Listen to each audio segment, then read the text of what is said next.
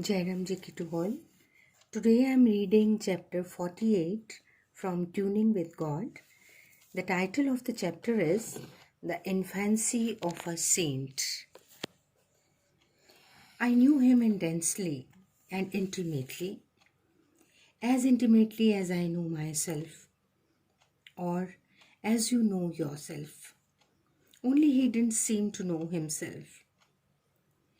I am the humblest of his creation, he said. And we saw him over years, over decades. He was the holiest of the holy, so humble. It is not humility, brothers. It is the factual feeling of my mind. For I am so unworthy of him. We asked him to explain, please. He did in his own way. He always had his own ways.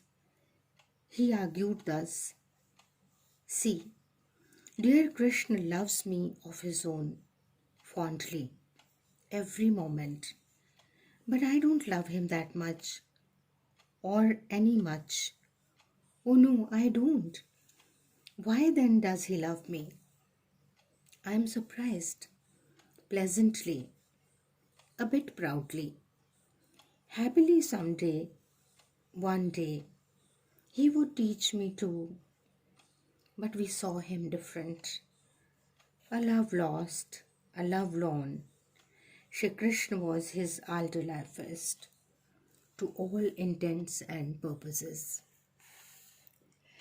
The saint brother was born with a spiritual spoon in his mouth. An infant saw a most beautiful and bewitching being surrounding him, around him, meeting and greeting him here and there, talking and walking with him, hand in hand.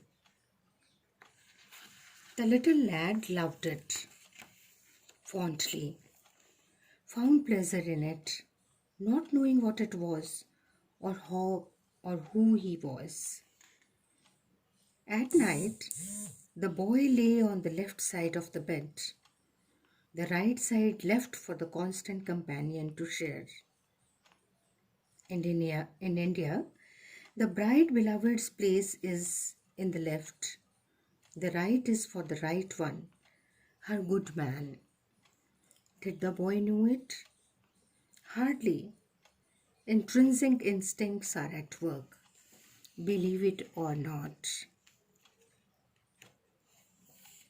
A child precocious, flair for wide reading, and books in any number available at home, a religious home, and an enlightened one. Scriptures uncovered a vital truth.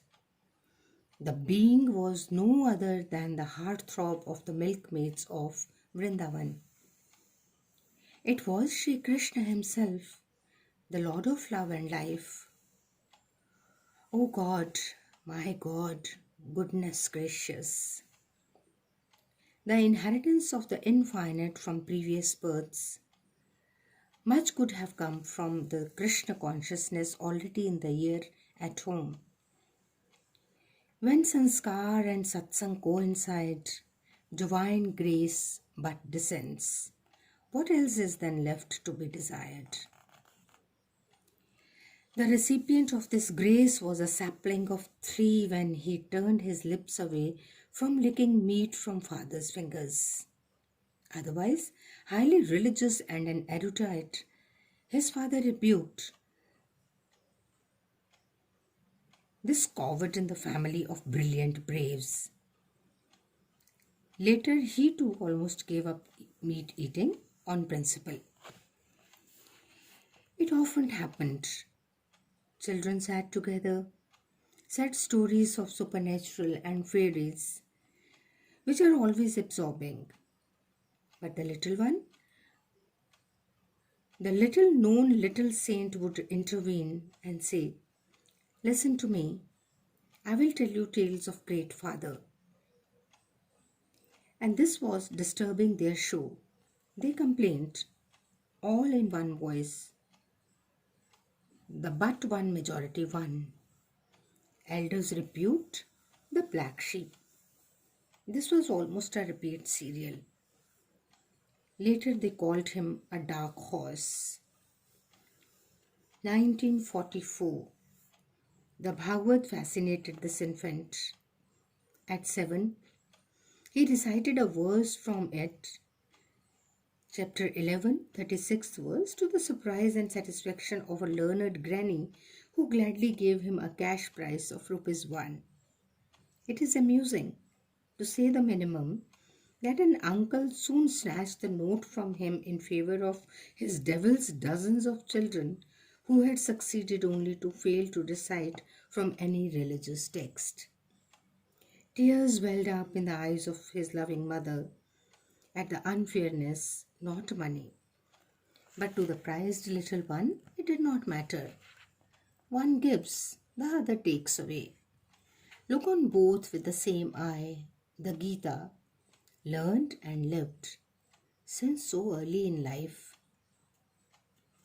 Sprang the spring of 1946. A buffalo lay unconscious in severe pain on road. No remedies worked. A crowd collected. The owner felt helpless, said, "May it revive or give up the ghost." The little loved one of the Lord came forward. "I would do it." Before the audience believed its ears, the lad of 9 began to recite chapter 13 from Gita. It was a miracle for all to see. The child showed no signs of interest in schooling. Elderly ladies in the large joint family expressed their concern. He would draw blank in life, they feared and predicted, and warned his mother. Resigned to the will of God, the saintly mom began to teach him at home. Unwarned kitchen, not the routine alphabet, but full-term words. The first one taught and learnt was Ram. Next came Bharat. Sita was the third. Then followed other holy names and terms. His primes and primers were religious books, already in rich stock at home. Holy homes are a boon and a blessing. This offered no prospect or promise of a good career, feared the grandma. "What do you hope to be in future?" she demanded of the boy. Calm but quick came the reply, "A sannyasi." The mother overheard, called him, quoted a couple of lines from the famous Ramcharitmanas. "Nari mui grih sampatti nasi, mood mudhai hui sannyasi," she explained. Sannyas does not mean the incapacity to earn a living and depending on the mercy of society. A sadhu, though capable, is the one who keeps lost in the remembrance of God all the time. God then manages his maintenance through society. So, first prove your mettle, earn name and money, and then give up both of it if you will. Father already held and aired such views before children. Impressionable as the mind in childhood is, he bagged the advice in great gusto and literally lived up to it all life. All life lost in the love of the Lord. Dear God, imbue us with such sanctitude, please. Jai Ram Ji ki to all. Thank you, Bhai Sahib.